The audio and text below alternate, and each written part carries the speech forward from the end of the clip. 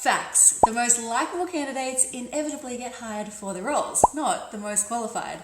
And the most successful leaders are that way because they exude charisma and influence. Again, not necessarily due to their level of experience. So, if you want to be a successful and impactful leader, or even if you just want to crush your next interview or presentation, you need to learn how to influence with impact. In this video, I'm going to be sharing with you my top 5 tips for how to persuade and influence. And shout out to my fellow introverts. Tip number 3 is for you. Don't worry, I got you covered. Now, stick around for the end. I have my absolute do not leave home without in order to win friends and influence people. Tip number 1, and I'm going to bet that you're doing it right this minute. You just don't even know that you're doing it. What's up? My name's Amber Renee, and I'm a TV presenter, personal brand expert, and co-founder of the P2P Learning and Development Academy, where we help you ignite your career progress, become an employee of choice, and get that promotion.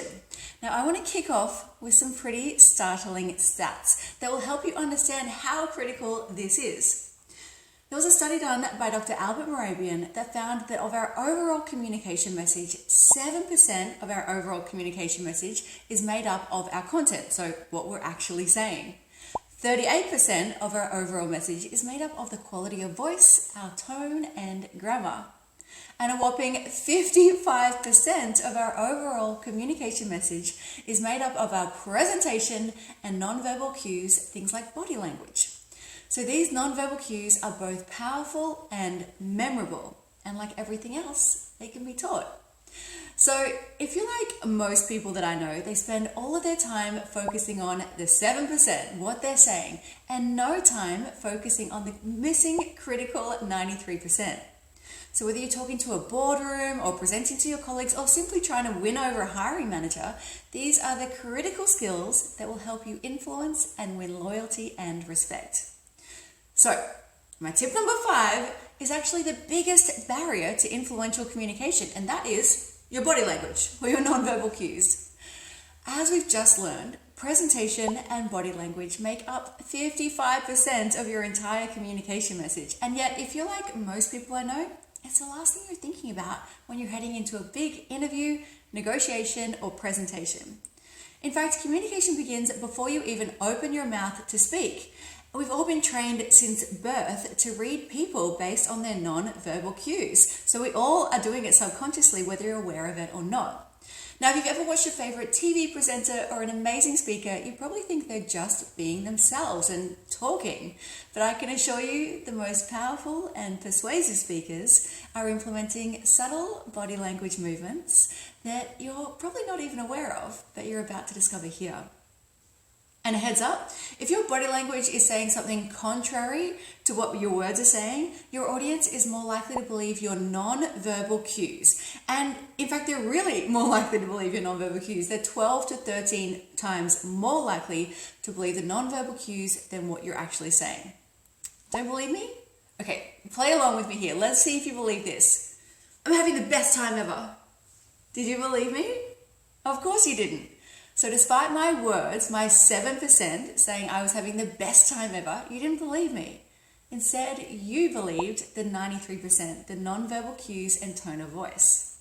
So let me try that again. I'm having the best time ever. Did you believe that? Of course you did.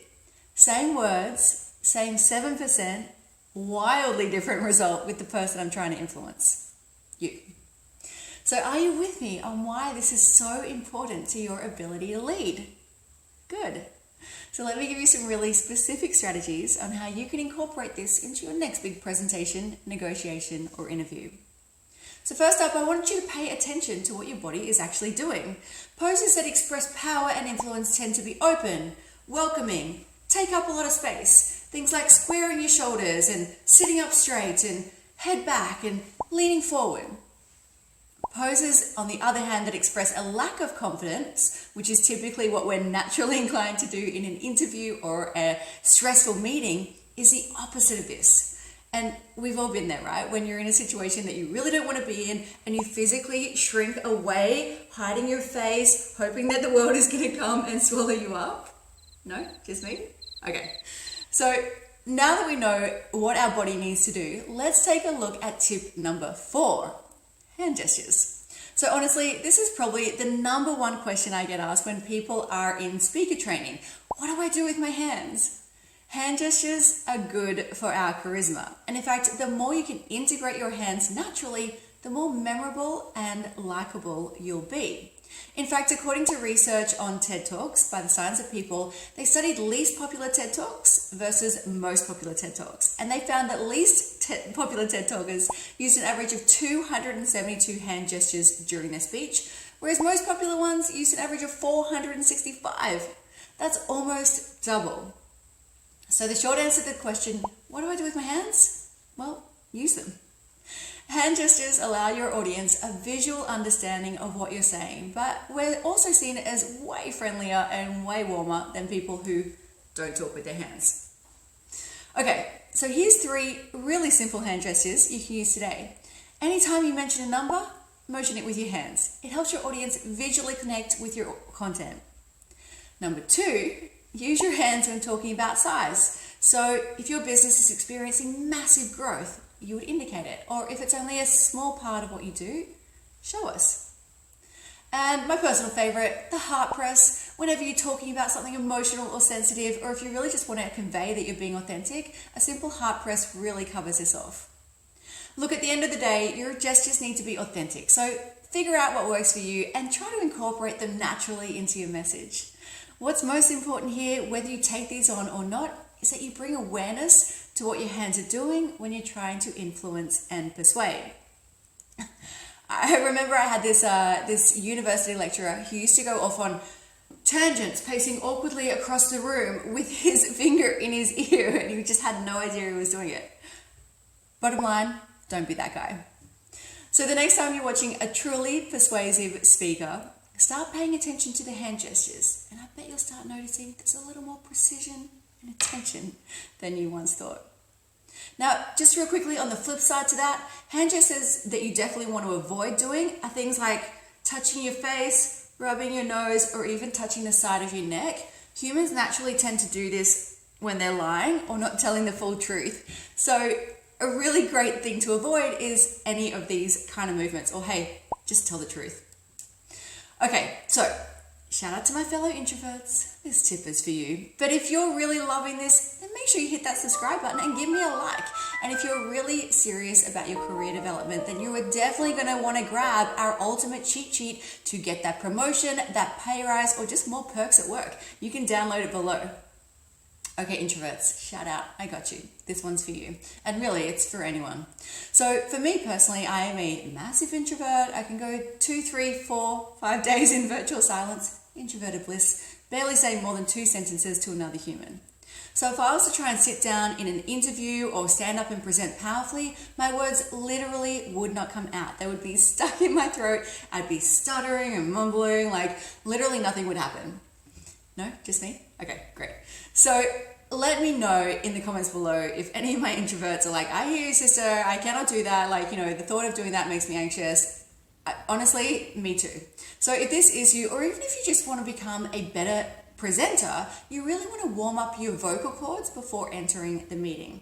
So as we learned at the start of our video, 38% of our overall message is made up of the quality of our tone, our speech and grammar. So by doing a simple vocal warm-up, you're able to hack 38% of your communication message, and that's the part that's often overlooked. So how do you do this? It's really simple. Either phone a friend for a chat, or read the news out loud, or my personal favorite, tongue twisters. These are a great way to get the vocals all warmed up and ready to influence. Peter Piper picked up... You get what I'm talking about, right? Okay, cool. Moving on.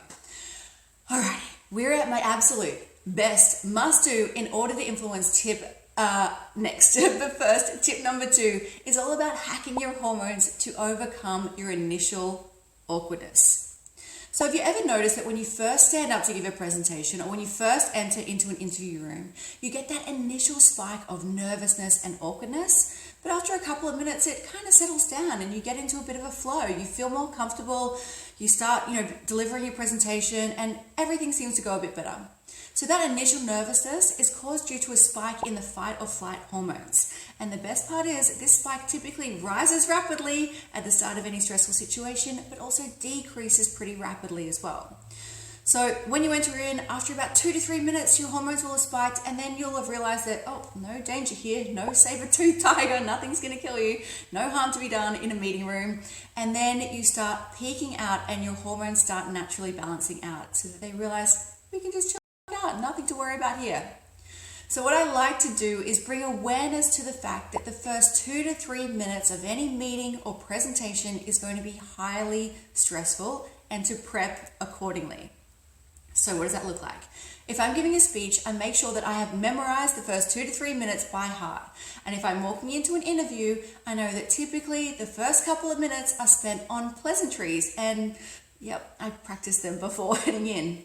Nice to meet you. Yeah, nice to meet you too. Not nice to meet you. I had a great weekend, thanks. Ah, damn. Okay, now it's time for my absolute number one best piece of advice I can give you in order to influence with impact and win friends. And the best part is you do this all the time, at least I hope you do it all the time, and that is to smile. Smiling purposefully throughout every presentation will not only make you feel more relaxed and comfortable, it will also make you more likable and trustworthy. So there was a study on the power of smiling that looked at the most successful TED Talks, the ones that have been viewed the most in comparison to the least successful TED Talks, so the least viewed talks. The ones that have been watched the lowest viewed TED Talks had on average 9 seconds of smiling in the entire talk, whereas the highest viewed TED Talks had on average 36 seconds of smiling. That's almost 4 times more the amount of smiling. So even if these talks were on somber or difficult topics, the presenters managed to work in moments of humor and were able to smile through the stories. This made them more likable on the whole, and their talks got more views. So the more that you can work in smiling to every single presentation or difficult meeting or presentation, the better. Look, at the end of the day, most hiring managers hire based on how much they like the candidate, not necessarily how qualified they are. And the most persuasive and influential leaders are thought to be that way because of their likability factor, which can be really easily influenced using this one simple trick. Every action that you take during a presentation tells your audience something about you.